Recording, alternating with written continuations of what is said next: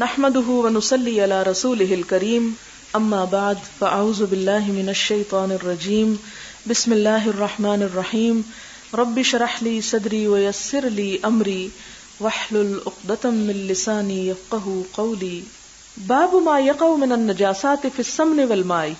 باب یقع پڑ جائیں نجاستیں گھی میں یا پانی میں تو کیا کرنا چاہیے. پانی ناپاک ہو جائے یا گھی ناپاک ہو جائے, کوئی نجاست اس میں گر جائے تو کیا سب کچھ پھینک دیا جائے. وقال الزہری لا بأس بالماء, کوئی حرج نہیں پانی میں, یعنی اگر اتنی تھوڑی سی نجاست گری, مثلا ایک بالٹی بھر پانی میں ایک چڑیا کی بیٹ آ پڑی ہے, ما لم یغیر ہو طعم, جب تک کہ اس کا ٹیسٹ نہ بدل جائے, او ریح یا اس کی بو, او لون یا اس کا رنگ, یعنی رنگ بو اور مزہ جب تک نہ بدلے پانی پاک ہی ہوتا ہے. اگر نجاست غالب آ جائے, اس میں سے کسی بھی چیز میں فرق آ جائے تو پانی ناپاک ہے. یعنی جیسے میں نے بالٹی بھر پانی میں چڑیا کی بیٹ کی مثال دی, تو بعض اوقات ایسا ہو جاتا ہے کیا انسان اس سے کپڑے نہ دھوئے, اور خصوصاً ایسی جگہوں پہ جہاں پانی پہلے ہی نہ ملتا ہو, تو اسلام نے ایسے احکامات نہیں دیے کہ جس سے لوگوں کا جینا دوبر ہو جائے. وقال حماد لا بأس بریش المیتۃ, اگر کسی مردہ جانور کا پر گر گیا ہے اس میں تو بھی اس سے کوئی پانی ناپاک نہیں ہوتا. بعض اوقات پرندے پانی پیتے ہیں اور اڑتے ہیں, اور ان کا کوئی ایک آدھ پر وغیرہ اڑتے اڑتے گر جاتا ہے, یا زندہ جانور کا نہ بھی گرے, اور آپ دیکھیں کہ جب وہ جسم سے الگ ہو جاتا ہے نا تو وہ ویسے ہی مردہ ہو جاتا ہے. پر جو ہے مردہ ہو جاتا ہے, پھر وہ خود تو نہیں ہل سکتا سوائے اس کے کہ ہوا اس کو اڑا دے. تو ایسی صورت میں اگر پانی میں کسی جانور کا پر پڑ جائے آ کے تو پانی ناپاک نہیں ہوتا. وقال الزہری فی عظام الموتى, زہری کہتے ہیں مردار کی ہڈیوں کے باب میں نحو الفیل وغیرہ, جیسے ہاتھی وغیرہ ہے تو وہ بھی ناپاک نہیں ہوتی. ادرکت ناسا من سلف العلماء, کہ پہلے علماء میں سے ایک گروہ کو میں نے دیکھا, یمتشطون بہا, کہ وہ ان سے کنگھی کرتے تھے. کس سے؟ ہاتھی دانت سے. ویدہنون فیہا, اور اس میں تیل رکھا کرتے تھے. لا یرون بہ باسا, اور اس میں کوئی حرج نہیں سمجھتے تھے. یعنی ہاتھی دانت کا استعمال جو ہے, ظاہر ہاتھی نہ تو حلال جانور ہے اور نہ ہی اس کو ذبح کیا جاتا ہے, اور نہ ہی کہیں ذبح کرنے کا اس کو حکم آیا ہے. ذبح کر کے بھی وہ پاک نہیں ہو سکتا. تو اب اس کے جسم میں اللہ تعالیٰ نے اگر ایسی چیز پیدا کی ہے جس سے برتن بنائے جا سکتے ہیں یا زیور بن سکتا ہے, تو کیا وہ زیور پہن کے, ہاتھی دانت کا ہار پہن کے آپ نماز پڑھ سکتی ہیں یا نہیں, یا اس میں تیل رکھ سکتی ہیں یا کنگھی کر سکتے ہیں؟ تو اس کی اجازت یہاں دی گئی ہے کہ وہ بذات خود ناپاک نہیں ہوتا. وقال ابن سیرین و ابراہیم لا بأس بتجارت العاج, محمد بن سیرین اور ابراہیم نخعی کہتے ہیں ہاتھی دانت کی یا ہاتھی کی ہڈی کی تجارت جو ہے منع نہیں ہے, کیونکہ ویسے تو حکم ہے نا حرام چیزوں کی تجارت خرید و فروخت منع ہے, تو ہاتھی دانت جو ہے اس کی تجارت جائز ہے. یعنی کسی کا اگر ایسا بزنس ہے تو اس میں وہ حرام نہیں کما رہا. حدثنا اسماعیل قال حدثنی مالک عن ابن شہاب عن عبید اللہ ابن عبد اللہ عن ابن عباس عن میمونۃ ان رسول اللہ صلی اللہ علیہ وسلم سئل عن فأرۃ, کہ نبی صلی اللہ علیہ وسلم سے چوہے کے بارے میں پوچھا گیا, سقطت فی سمن, جو گر پڑا ہو کسی گھی میں, فقال القوها وما حولها, نکال پھینکو اس چوہے کو اور جو اس کے ارد گرد ہے. یعنی جتنی جگہ پہ چوہا پڑا ہوا اور اس کے ارد گرد کا گھی نکال کے اسے پھینک دو. فطرحوہ, اس کو پھینکو, وکلوا سمنکم, اور اپنا گھی کھا لو. یعنی چوہا نکال کے بعد پھینک دو اور اس سے لگا ہوا گھی بھی, اور باقی گھی استعمال کر لو. لیکن اگر وہ گھی پانی کی طرح ہو تو اس صورت میں تو پھر ظاہر ہے کہ یہ حکم نہیں ہوگا. حدثنا علی بن عبد اللہ قال حدثنا معن قال حدثنا مالک عن ابن شہاب عن عبید اللہ ابن عبد اللہ ابن عتبہ ابن مسعود عن ابن عباس عن میمونۃ ان النبی صلی اللہ علیہ وسلم سئل عن فأرۃ, کہ نبی صلی اللہ علیہ وسلم سے چوہے کے بارے میں پوچھا گیا, سقطت فی سمن, جو گھی میں گر پڑا ہو, قال خذوها وما حولها, پکڑ لو اس کو اور جو اس کے ارد گرد ہے, فطرحوه, اس کو پھینک دو. قال معن حدثنا مالک مع لا احصیہ یقول عن ابن عباس عن میمونۃ. حدثنا احمد بن محمد قال اخبرنا عبد اللہ قال اخبرنا معمر عن حمام بن منبہ عن ابی ہریرہ عن النبی صلی اللہ علیہ وسلم قال, فرمایا, کل کلم یکلمہ المسلم, ہر زخم, کلم زخم, آپ دیکھیں کہ کلمہ کا جو لفظی معنی ہے, کاف لام میم جو اس کا روٹ ہے, اس کا معنی ہوتا ہے زخمی کرنا. تو بہت سی باتیں بھی انسانوں کو زخمی کر دیتی ہیں, اور اسی لیے کہتے ہیں نا کہ تلوار کا زخم مندمل ہو جاتا ہے لیکن زبان کا زخم مندمل نہیں ہوتا. تو کل کلم, ہر وہ زخم, یکلمہ المسلم, زخم کھاتا ہے اس کو مسلم, یعنی کسی مسلمان کو جو زخم لگ جاتا ہے, فی سبیل اللہ, اللہ کے راستے میں, یکون یوم القیامتی, ہوگا قیامت کے دن کا ہیئتھا، اپنی شکل پر، یعنی وہ زخم بعین ہی اس کے جسم پر موجود ہوگا اللہ کے حضور حاضر ہوتے وقت. اذا طعنت تفجر دمن، اگر اس پہ کوئی طعنت یعنی تیر لگا ہو، تفجر دمن تو خون پھوٹ رہا ہوگا. اللون لون الدم، خون کا رنگ خون کا ہوگا. والعرف عرف المسک، لیکن اس خون کی جو اسمیل ہوگی وہ بری نہیں ہوگی، مسک یعنی مسک کی طرح ہوگی، کستوری کی طرح ہوگی. اس سے کیا پتہ چلتا ہے کہ اللہ تعالیٰ ان زخموں کی بھی بڑی قدر کریں گے، اور ایک شخص جو شہید ہے ان زخموں کے ساتھ اٹھے گا، جو اپنے عمل کی کتاب سے نہیں، اپنے جسم اپنی زبان حال سے بتائے گا کہ یا رب یہ سب کچھ تیری خاطر ہوا، تیرے راستے میں ہوا، اور اللہ تعالیٰ اس پر اس کو بے پناہ صلہ عطا کریں گے. اب یہاں پر بات تو کسی اور چیز کا تھا، نجاستوں کا، تو یہاں قیامت کے دن شہید کے خون کی بات ہو گئی. تو مراد اس سے یہ ہے کہ جب کوئی چیز اپنا وصف بدل دے تو اس کا حکم بھی بدل جاتا ہے. وصف سے مراد یہ کہ وہ خون خون نہیں رہے گا بلکہ مسک بن جائے گا. تو اسی طرح جب کسی بھی چیز کی اصل حالت بدل جاتی ہے تو اس کا حکم بھی بدل جاتا ہے. باب البول فی الماء الدائم، تھمے یعنی رکے ہوئے پانی میں پیشاب کرنا. جیسے کسی حوض وغیرہ میں ہوتا ہے، کسی تالاب میں ہوتا ہے، تو کیا اس پانی میں پیشاب کی اجازت ہے کسی ایسی جگہ پہ جیسے کسی بالٹی یا ٹب یا اس میں؟ حدثنا ابو الیمان قال اخبرنا شعیب قال اخبرنا ابو الزناد ان عبد الرحمن بن ہرمز الاعرج حدثه انه سمع ابا ہریرہ انه سمع رسول اللہ صلی اللہ علیہ وسلم یقول نحن الآخرون السابقون، کہ ہم آخری امت السابقون یعنی سب سے آگے جانے والوں میں سے ہوں گے. وباسنادہ قال، اور اسی اسناد میں انہوں نے آگے جا کے کہا کہ لا یبولن احدکم فی الماء الدائم، کہ آپ صلی اللہ علیہ وسلم نے منع فرمایا ہے کہ کوئی شخص تھمے ہوئے پانی میں پیشاب نہ کرے. الذی لا یجری، جو چلتا نہ ہو. ثم یغتسل فیہ، کہ پھر اس میں نہانے لگ جائے. مثلا ٹب میں جو لوگ نہاتے ہیں تو انہیں پھر ٹب کے اندر پیشاب نہیں کرنا چاہیے کیونکہ اس سے پانی سارا نجس ہو جائے گا. اسی لیے یہ بھی منع کیا گیا کہ جس فرش پہ انسان کھڑے ہو کے نہاتا ہے اس پر بھی پیشاب نہیں کرنا چاہیے کہ نہانے میں پھر وہ پانی کے چھینٹے اس فرش پہ پڑ کے پلٹ کے جسم پہ پڑیں گے. ہاں اگر بچوں نے یا کسی نے کر دیا ہو یا کوئی مجبوراً ایسا کرنا پڑے تو نہانے سے پہلے پھر اس کو اچھی طرح اس پہ پانی بہا کے اس جگہ کو صاف کر لینا چاہیے. باب اذا القی علی ظہر المصلی، باب ہے اس بات میں کہ جب ڈالا جائے کسی نمازی کی پیٹھ پر قذرن کوئی کوڑا یعنی گندگی، او جیفتن یا مردار، لم تفسد علیہ صلاتہ، تو اس کی نماز نہیں خراب ہوتی. وکان ابن عمر اذا رآ فی ثوبہ دمن، عبداللہ بن عمر جب اپنے کپڑے میں کوئی خون کا نشان دیکھتے، وہو یصلی، اور وہ نماز پڑھ رہے ہوتے، ودعہ، تو اس کو اتار دیتے، ومضى فی صلاتہ، اور اپنی نماز جاری رکھتے. وقال ابن المسیب والشعبی اذا صلی وفی ثوبہ دم، کہ جب کسی نے نماز پڑھی اور اس کے کپڑے میں خون ہو، اور جنابتن یا جنابت کے نشان ہو، او لغیر القبلۃ، یا قبلے کے علاوہ کسی اور طرف منہ کر کے نماز پڑھ بیٹھے، او تیمم، یا تیمم سے نماز پڑھی ہو، صلی ثم ادرک الماء، پھر پانی مل جائے، فی وقت ہی، اس کے وقت میں، لا یعید، تو وہ نماز کو نہ دہرائے. اس کا کیا معنی ہے؟ اگر کوئی نماز پڑھ رہا ہے اور اس کے اوپر کوئی، مثال کے طور پر آپ پڑھ رہے ہیں صحن میں نماز درخت کے نیچے، اور اوپر کوا بیٹھا تھا اور وہ کوا کی بیٹ جو ہے وہ آپ کی جا نماز پہ آ گری یا آپ کے سر پہ آ گری، مثال کے طور پر ایسا ہو جاتا ہے کبھی. تو ایسی صورت میں انسان کیا کرے؟ یعنی نماز توڑ دے؟ نہیں، اس کو اپنے ہاتھ سے جھٹک کے جتنا دور کر سکتا ہے، جیسے کپڑے پہ گری ہے تو کپڑے کو چھنٹک دے، یا یہ ہے کہ جیسے جائے نماز پہ ہے تو اس جگہ سے ہٹ کے دوسری طرف کو ہو جائے، لیکن نماز توڑے نہ.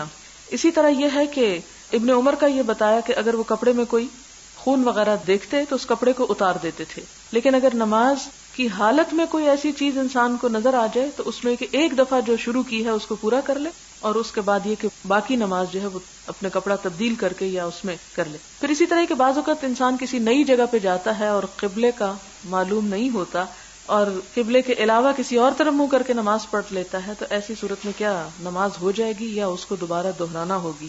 تو اس میں بہرحال علماء میں اختلاف ہے. بعض علماء یہ کہتے ہیں کہ اگر وقت کے اندر بھی پتہ چل جائے تو دوبارہ دہرانے کی ضرورت نہیں. جو نسیان یا بھول چوک سے ہو جائے یا ایسے کسی سبب سے جو انسان کے اختیار کے باہر ہو تو ایسی صورت میں نماز ہو جائے. مثلا بعض اوقات جب بچے چھوٹے ہوتے ہیں، بچے کو کپڑا ناپاک کر دیتے ہیں، اب عموماً عورتوں کو پتہ نہیں چلتا، اسی کپڑے سمجھ، جیسے بچے کو اٹھایا ہوا تو کوئی تھوڑا بہت پیشاب ہو گیا، پھر بھول گیا اس کو دھونا یا خشک کرنا، نماز کا وقت آیا اور بغیر سوچے نماز پڑھ لی، اور نماز کے وقت کے بعد یعنی سلام پھیرنے کے بعد یاد آیا تو اب کیا کرے، پھر سے ساری نماز پڑھے؟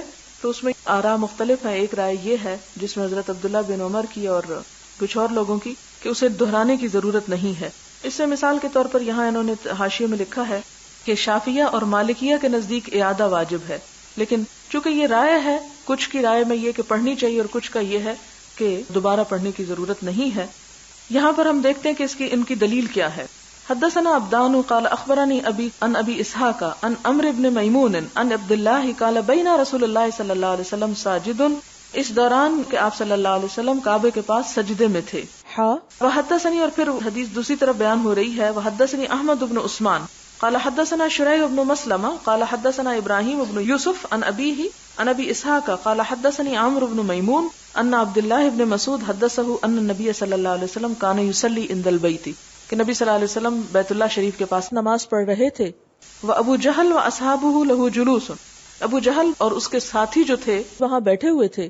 اس قال بعضهم لبعض، اتنے میں وہ آپس میں کہنے لگے، ایکم یجیء بصلاۃ جزور بنی فلان، کہ کون لائے گا تم میں سے بصلاۃ، بصلاۃ کہتے ہیں بچہ دانی کو، یعنی جب کسی جانور کا بچہ پیدا ہو جائے تو اس کے ساتھ جو آول وغیرہ نکلتی ہے اور رحم کی جھلی، ان کو بصلاۃ کہتے ہیں. کہ وہ کون اٹھا لائے گا جزورا، اور جزور کہتے ہیں یعنی اونٹ، یعنی فلاں اونٹ جو ذبح کیا گیا ہے اس کی جو بچہ دانی ہے وہ کون اٹھا لائے گا، بنی فلان یعنی فلاں قبیلے کے اندر آج اونٹ ذبح ہوا ہے اور ذبح کرنے کے بعد اس کے اندر کی گندگی نکال کے رکھی گئی ہے، کون جا کے اٹھا لائے گا. فَيَدَعُ عَلَى ظَهْرِ مُحَمَّدٍ، اور وہ حضور صلی اللہ علیہ وسلم کی پیٹھ پہ رکھ دے گا. اذا سجدہ، جب وہ سجدہ کرنے لگے. فَانبَعَثَ، تو اٹھا اشقى القوم، قوم کا سب سے بدبخت انسان، اس کا نام ہے عقبہ بن ابی معیط. فجاء به، تو وہ اس کو لے آیا. فنظر، پھر دیکھتا رہا، انتظار کیا. حتی اذا سجد النبی صلی اللہ علیہ وسلم، یہاں تک کہ نبی صلی اللہ علیہ وسلم نے سجدہ کیا. وضعہ علی ظہرہ، تو سجدے کی حالت میں آپ کی پیٹھ پر اس کو رکھ دیا. تو ظاہر ہے کہ وہ تو غلاظت کا ایک ڈھیر تھا. تو یہاں کیا پتہ چلتا ہے کہ آپ نے اس دوران نماز نہیں توڑی، یعنی اس کے ساتھ ہی نماز پڑھتے گئے. جیسے حضرت عمر کو شہید کیا گیا تھا نماز کی حالت میں، تو جو خون بھی نکلا اس حالت میں نماز نہیں توڑی. تو کیا پتہ چلتا ہے کہ نماز کی حالت میں اگر کوئی نجاست اچانک آ چھوئے بغیر علم کے، تو ایسی صورت میں انسان نماز کو کنٹینیو رکھے اور نماز ختم ہونے کے بعد اس کو اپنے سے دور کر لے. وضعہ علی ظہرہ بین کتفیہ، تو اس کو آپ کے دونوں کندھوں کے بیچ میں پیٹھ پر رکھ دیا. وانا انظر، اور میں دیکھ رہا تھا. لا اغنی شیئا لو کانت لی منعۃ، نہ کام آتی مجھ کو کوئی چیز اگر ہوتی میرے پاس کوئی طاقت، یعنی اگر میری کچھ طاقت ہوتی، کاش میرے پاس کچھ زور ہوتا تو میں ایسا نہ کرنے دیتا، لیکن میں اس وقت بے بس تھا. یہ کون کہہ رہے ہیں؟ عبداللہ بن مسعود کہہ رہے ہیں. قال فجعلوا يضحكون، وہ ہنسنے لگے خوشی کے مارے. وَيُحِيلُ بَعْضُهُمْ عَلَى بَعْضٍ، اور بعض کی طرف بات ڈالتا تھا، یعنی ایک کہتا اس نے پھینکی، وہ کہتا نہیں اس نے پھینکی ہے، یعنی تمسخر کرتے. وَرَسُولُ اللَّهِ صلی اللہ علیہ وسلم ساجد لا يرفع رأسه، اس سارے دوران میں آپ صلی اللہ علیہ وسلم سجدے ہی میں پڑے رہے، اپنا سر نہ اٹھایا. حتی جاءته فاطمہ، یہاں تک کہ حضرت فاطمہ آئیں. فطرحته عن ظہرہ، اور آپ کی پیٹھ پر سے اس کو اٹھا کر پھینک دیا. فرفع رأسه، تو آپ نے اپنا سر اٹھایا. ثم قال، پھر فرمایا، اللہم علیک بقریش، اے اللہ تیرے ذمہ ہے قریش، یعنی تو ان سے نبٹ. ثلاث مرات، 3 مرتبہ. فشق علیہم، تو شاک گزرا، گراں گزرا ان پر. اذا دعا علیہم، جب حضور صلی اللہ علیہ وسلم نے ان کے لیے بد دعا کی، یعنی یہ ایک طرح سے بد دعائی بنتی ہے، اللہم علیک بقریش، یا اللہ ان قریش سے تو نبٹ. قال وکانوا یرون، اور وہ سمجھتے تھے، ان الدعوۃ فی ذلک البلد، کہ دعا مانگنا اس شہر میں کیسی ہے؟ مستجابۃ، قبولیت والی ہے. ثم، پھر نام لے کر فرمایا آپ صلی اللہ علیہ وسلم نے، اللہم علیک بابی جہل، وعلیک بعتبۃ بن ربیعہ، وشیبۃ بن ربیعہ، والولید بن عتبہ، وامیہ بن خلف، وعقبہ بن ابی معیط، وعد السابع فلم نحفظہ، کہ آپ نے 7ویں کا نام بھی لیا لیکن مجھے یاد نہیں. قال فوالذی نفسی بیدی، عبداللہ بن مسعود کہتے ہیں قسم اس ذات کی جس کے ہاتھ میں میری جان ہے، لقد رأیت الذین، البتہ تحقیق دیکھا میں نے ان لوگوں کو، عد رسول اللہ صلی اللہ علیہ وسلم، کہ جن کو حضور صلی اللہ علیہ وسلم نے گنا تھا، یعنی نام لیے تھے جن کے، سرعا، کہ وہ مرے پڑے ہیں، پچھڑے پڑے ہیں. فی القلیب، قلیب بدر، قلیب کہتے ہیں پرانے کنویں میں، یعنی بدر کے پرانے کنویں میں ان سب کی لاشوں کو پھینک دیا گیا تھا. یعنی آپ صلی اللہ علیہ وسلم کی دعا قبول ہوئی، صبر کیا آپ نے، ایک عرصے کے بعد نتیجہ نکلا، لیکن نتیجہ نکلا ضرور. باب البصاق والمخاط ونحوه فی الثوب، باب تھوک، رینٹ اور اس جیسی کوئی چیز کپڑے میں لگ جانا. یعنی ایسی کوئی چیز اگر کپڑے کو لگ جائے تو کیا کپڑا ناپاک ہو جاتا ہے؟ بعض اوقات آپ دیکھیں کہ زکام ہوتا ہے یا ویسے کوئی ایسی چیز منہ سے نکلتی ہے، یا انسان سونے کی حالت میں اس کے منہ سے لعاب دہن کچھ نکل کے اس کے کسی کپڑے کو لگ جاتا ہے، تو کیا اٹھ کر اسی کپڑے سے وہ نماز پڑھ سکتا ہے؟ یعنی یہاں یہ بات بتائی جا رہی ہے کہ انسان کے جسم سے نکلنے والے باقی مادے تو ناپاک ہیں، جیسے خون ہے، منی ہے، پانی ہے، پیشاب وغیرہ ہے، لیکن کیا اس کی تھوک اور اس کے ناک سے نکلتا ہوا پانی کیا وہ بھی ناپاک ہے؟ وقال عروۃ عن المسور بن مروان خرج النبی صلی اللہ علیہ وسلم زمن حدیبیہ، کہ آپ صلی اللہ علیہ وسلم حدیبیہ کے زمانے میں نکلے، فذکر الحدیث، تو انہوں نے حدیث ذکر کی، وما تنخم النبی صلی اللہ علیہ وسلم، اور نہ تھوکتے نبی صلی اللہ علیہ وسلم نخامتن کوئی تھوک، الا وقعت فی کف رجل منہم، مگر کوئی نہ کوئی شخص اپنا ہاتھ آگے کر دیتا، فدلک بہا وجہہ وجلدہ، اور وہ اپنے جسم پہ اس کو مل لیتا تھا. بظاہر دیکھنے میں یہ بات بہت ایسی معلوم ہوتی ہے کہ جس پہ انسان تھوڑی دیر کے لیے رک جاتا ہے. یہاں صرف تھوڑی بات سمجھنے کی ضرورت ہے کہ ایسا صرف 2 موقعوں پر ہوا. یہ آپ صحابہ کرام کا کوئی روز کا معمول نہیں تھا. ایک بیت الرضوان کے موقع پر اور دوسرا حجۃ الوداع کا شاید موقع تھا. یہ 2 جو موقع تھے، ان میں ایک موقع تو ایسا تھا کہ جس میں بہت سے نئے صحرائی قبیلے کے لوگ جو تھے وہ آپ کے پاس آئے، پہلی مرتبہ آپ کو دیکھا، اور جانثاری اور ایک عاشقانہ انداز اور محبت میں وہ ایسے کام کر رہے تھے. دوسرا صلح حدیبیہ کے موقع پر کہ جب کفار کا کوئی شخص آتا تو ان کے سامنے خاص طور پر یہ دکھانے کے لیے کہ ہم آپ صلی اللہ علیہ وسلم کے لیے اپنی جان تک قربان کر سکتے ہیں، اور ان کی ایک ایک چیز کو ہم اپنے لیے عزیز سمجھتے ہیں اور وہ ہمارے لیے قابل نفرت نہیں ہے. دوسری بات یہ کہ انسان کا لعاب دہن جو ہے وہ ناپاک نہیں ہے.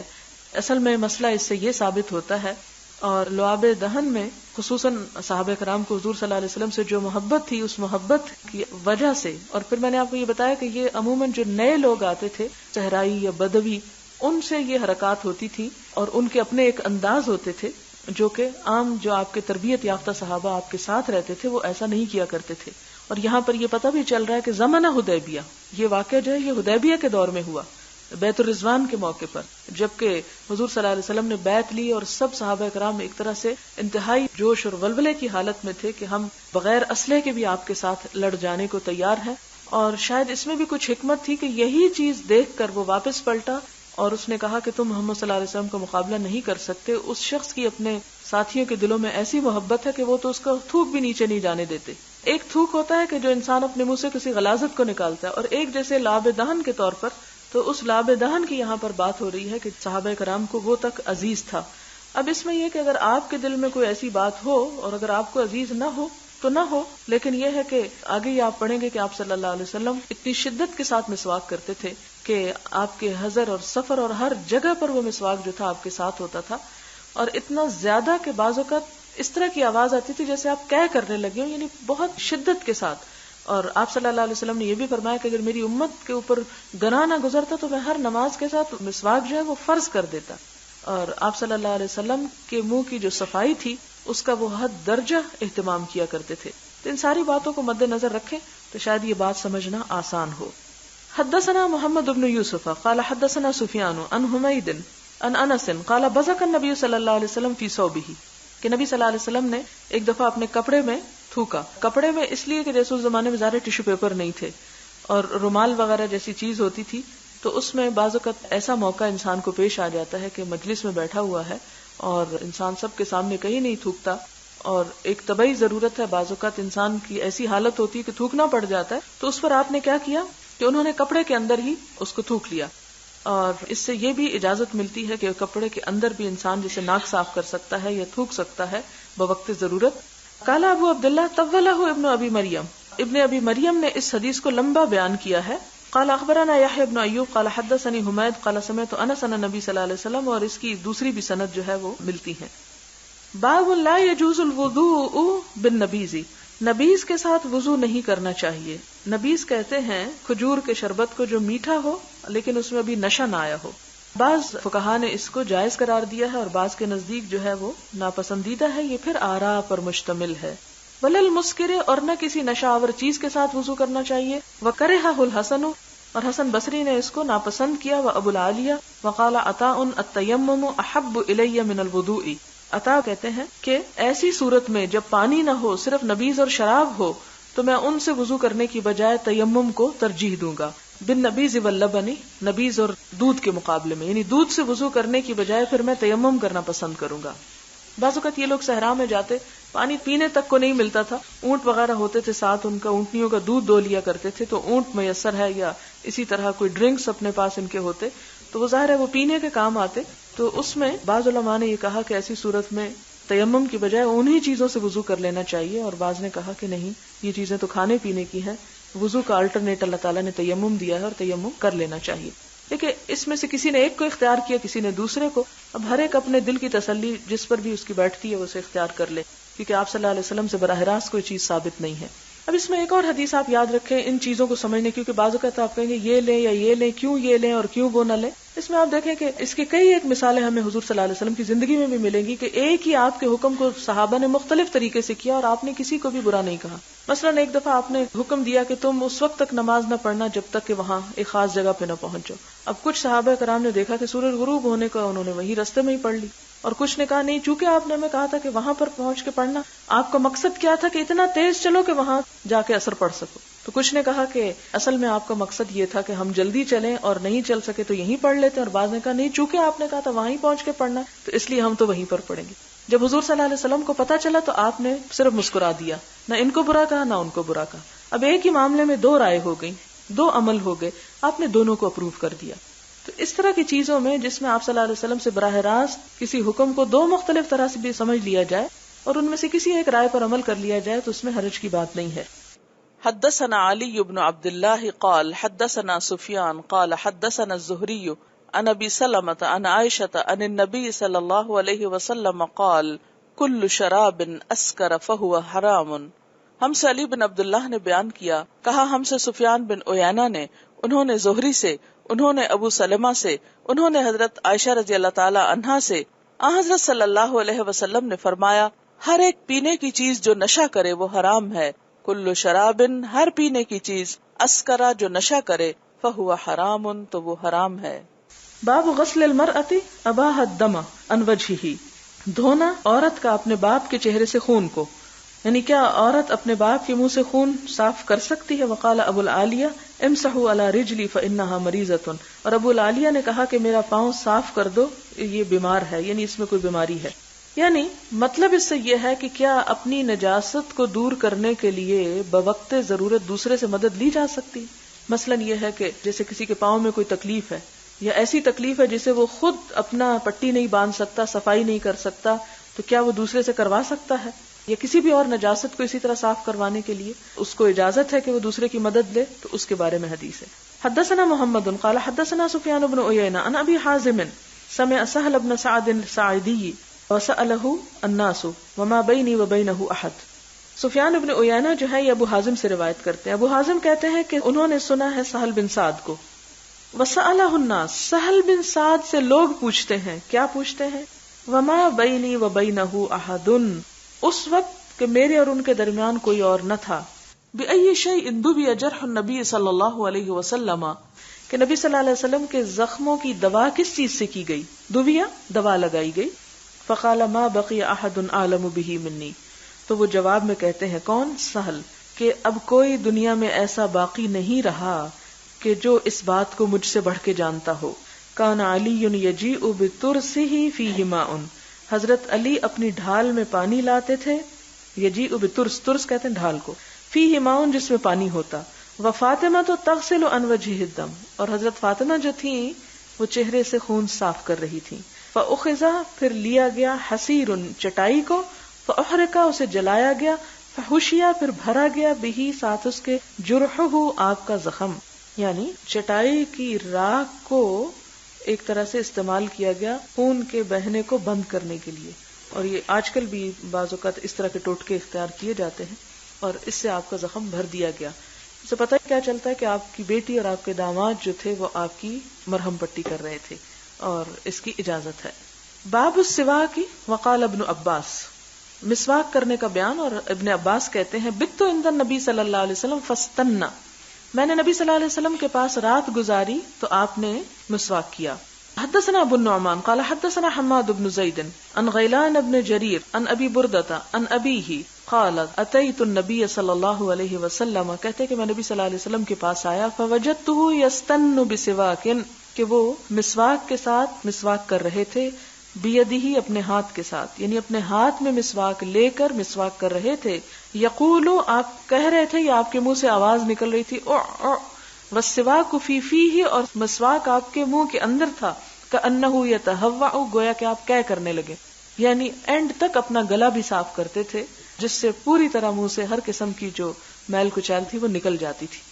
حدثنا عثمان قال حدثنا جرير عن منصور عن ابي وائل عن حذيفة قال كان النبي صلى الله عليه وسلم اذا قام من الليل، آپ صلی اللہ علیہ وسلم رات کے وقت بھی جب اٹھتے تھے، يشوص فاه، مسواک کرتے تھے. اور یشوص کا مطلب ہوتا ہے دائیں سے بائیں پھیرنا، دائیں سے بائیں مسواک پھیرتے تھے اپنے منہ میں، بالسواک، سواک کے ساتھ، یہ سواک کہتے ہیں مسواک کو، مسواک کو دائیں سے بائیں اپنے منہ میں پھیرا کرتے تھے، رگڑتے تھے.